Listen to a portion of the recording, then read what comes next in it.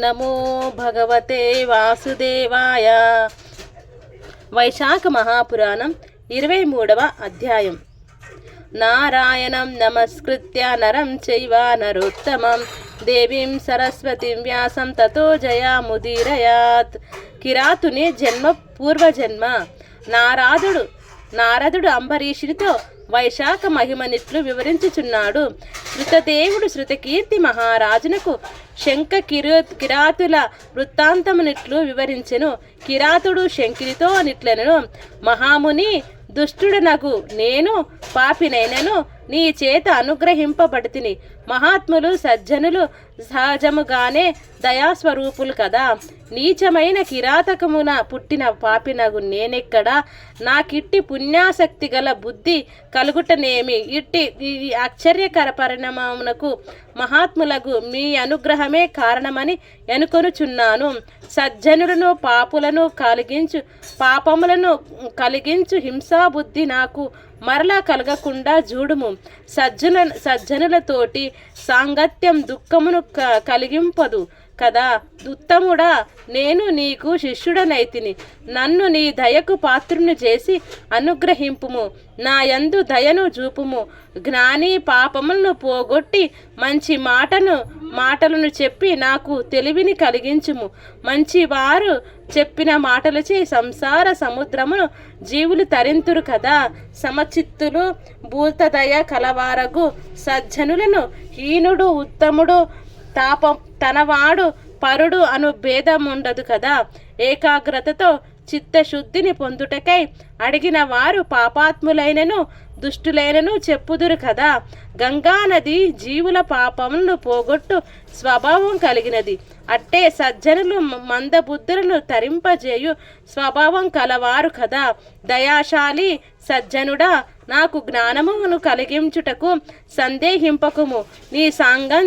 నీ సాంగత్యమునంది నీకు విధేయుడనగుట వలన నిన్ను సేవించే గోరుట వలన నాపై దయజూపుము అని కిరాతుడు బహు విధములుగా శంకుని ప్రార్థించెను. శంకుడును కిరాతుని మాటలను విని మరింత ఆశ్చర్యపడెను. ఇది ఎంతయును వైశాఖ మహిమయని తలిచెను. కిరాతుని సంకల్పమునకు మెచ్చి ఇట్లనను, కిరాతుడా, నీవు శుభమును గోరుచో సంసార సముద్రమును దాటించునట్టి విష్ణు ప్రీతికరములగు వైశాఖ ధర్మములను ఆచరింపుము. ఈ ఎండ నాకు మిక్కిలి బాధను కలిగించుచున్నది. ఇచట నీరు లీడలేవు. నేనెచట ఉండలేకుంటిని. కావున నీడ కలిగిన పోవుదము. అచటుకు పోయి నీటిని త్రాగి నీడయుండి సర్వ పాపనాశకమైన విష్ణు ప్రియకరమైన వైశాఖ మహిమను నేను చూసిన దానిని విన్న దానిని నీకు వివరింతును అని పలికెను. అప్పుడు కిరాతుడు శంకునకు నమస్కరించి, స్వామి, ఇచ్చటకు కొలది దూరమున స్వచ్ఛమైన నీరున్న సరస్సు కలదు. అచటు మిగులు మగ్గిన వెలగ పండ్లతో నిండిన వెలగ చెట్లు ఎన్నియో ఉన్నవి. అచట నీకు మిక్కిలి సంతృప్తి నుండును. అచటకు పోవుదము రమ్మని శంకుని అచటకు కొనిపోయెను. శంకుడును కిరాతునితో కలిసి వెళ్ళి అచట మనోహరమగు సరస్సును చూసెను. ఆ సరస్సు కొంగలు, హంసలు మున్నగు జలపక్షులతో కూడియుండెను. వెదురు చెట్లు గాలి తమలో ప్రవేశించుటచే మనోహర ధ్వనులను పుట్టించుచుండెను. పుష్పములున్న లతా వృక్షము లెక్కువగా ఉండటం చేత తుమ్మెదలు వాలి మధుర ధ్వనులు చేయుచుండెను. తాబేళ్లు, చేపలు మున్నగు జల ప్రాణులతో నా సరస్సు కూడియుండెను. కలువలు, తామరలు మున్నగు జల పుష్పాదులతో నిండి మనోహరమై ఉండెను. వివిధములగు పక్షుల చటవ్రాలి మధురముగా కిరకిలా రావములు చేయుచుండెను.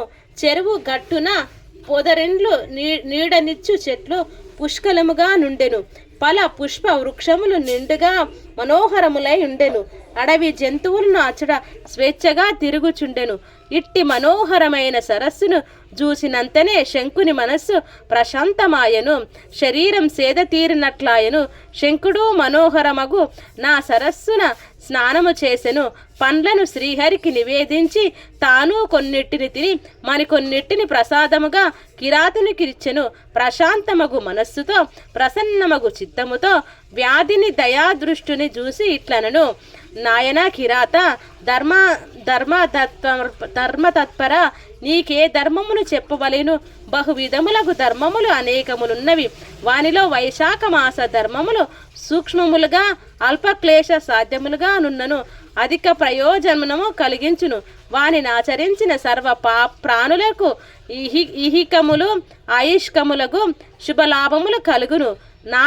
నీకే విధములకు ధర్మములు కావలినో అడుగుమని పలికెను. అప్పుడు కిరాతుడు, స్వామి, ఆ జ్ఞానిని పూర్ణమగు నిట్టి కిరాత జన్మ నాకేల కలిగెను. ఈ విషయము నాకు చెప్పదగినదని మీరు తలచినచో నాకు చెప్పగోరుదురు అని అడిగెను. అప్పుడు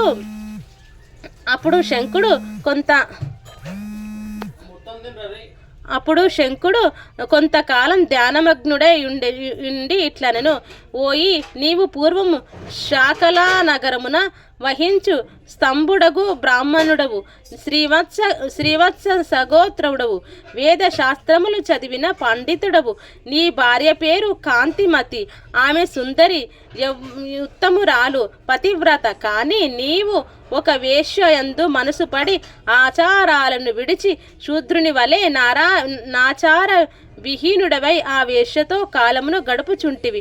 సుగుణవతియగు నీ భార్యయు నీకును ఆ వేశ్యకును సేవలు చేయుచు మిక్కిలి పతిభక్తితో నుండినది.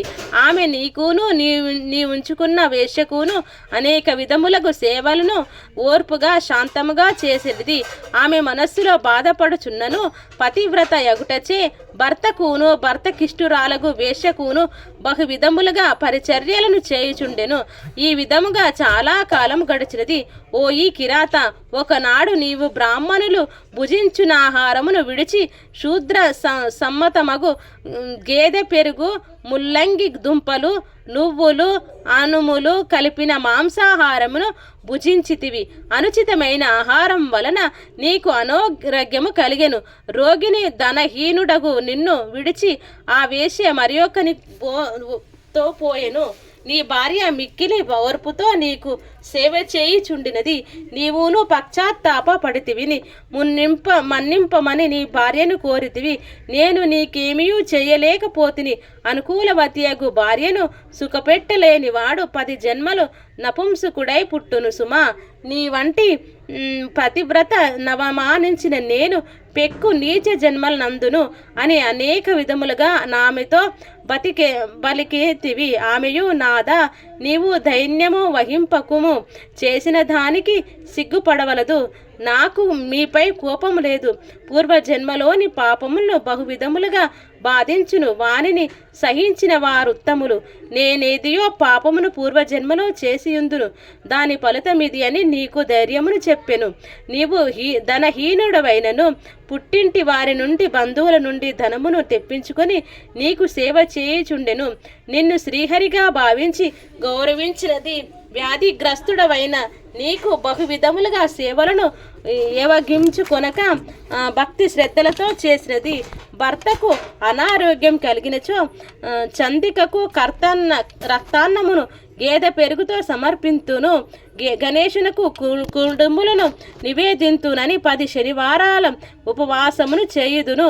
మధురాహారమును, నేతిని, అలంకారమును, తైలాభ్యంగనమును మానుదును అని బహువిధములుగా చాలా మంది దేవతలకు మ్రొక్కుకొనెను. ఒకనాడు దేవలుడను ముని సాయం సమయమున నామె ఇంటికి వచ్చెను. అప్పుడామె, నీతో వైద్యము చేయుటకు వైద్యుడు వచ్చనని చెప్పెను. సద్బ్రాహ్మణుడగు అతిథిని పూజించినచో నీకు మంచి కలుగునని ఆమె తలచెను. నీకు ధర్మ కార్యములన్నీ ఇష్టం లేకపోవుటచే నామె నీకు వానిని వైద్యుడని చెప్పెను. అట్లు వచ్చిన మునికి నీ చేత ఆమె పానకము నిప్పించెను. నీ అనుజ్ఞతో దానును ఇచ్చెను. మరునాటి ఉదయమున దేవముని తన దారిన తాను పోయెను. నీకు శ్లేష్యము పెరిగి వ్యాధి ప్రకోపించినది. మందును నోటిలో వేయుచున్న నీ భార్య వేలితిని కొరికితివి. రోగం పెరిగి చివరకు నీవు మృతి చెందితివి. నీవు మరణించుచు నిన్ను విడిచిపోయిన వేశ్యను పలుమార్లు తలుచుకొంటివి. కానీ ఇన్ని పరిచర్యలు చేసిన భార్యను మాత్రం తలుచుకొనలేదు. పతివ్రతయగు నీ భార్య తన చేతి నగను అమ్మి ఆ డబ్బుతో నీకు అగ్ని సంస్కారములు చేసి తానును నిన్ను కౌగిలించుకొని అగ్ని ప్రవేశమును సహగమనము చేసెను. నీతో సహగమనము చేసిన నీ భార్య పతివ్రత యగుటచే విష్ణులోకమునకు చేరెను.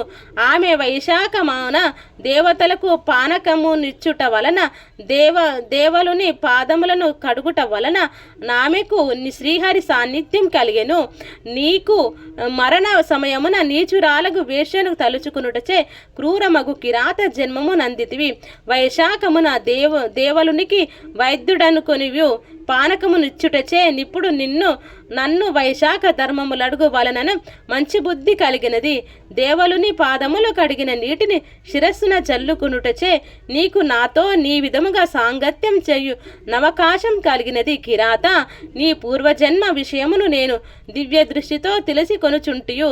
ప్రతి సంవత్సరము నేను వైశాఖ వ్రాతమును ఆచరించుట వలన కలిగినది. నీకింకను ఏమి తెలుసుకోవలనో ఉన్నదో దానిని అడుగుము చెప్పెదును అని శంకుడు కిరాతినితో పలికెను అని శృతతీవుడు శృతకీర్తి మహారాజుకు చెప్పెను. ఈ కథను నారదుడు అంబరీషునికు చెప్పెను. వైశాఖ పురాణం 23వ అధ్యాయం సంపూర్ణం.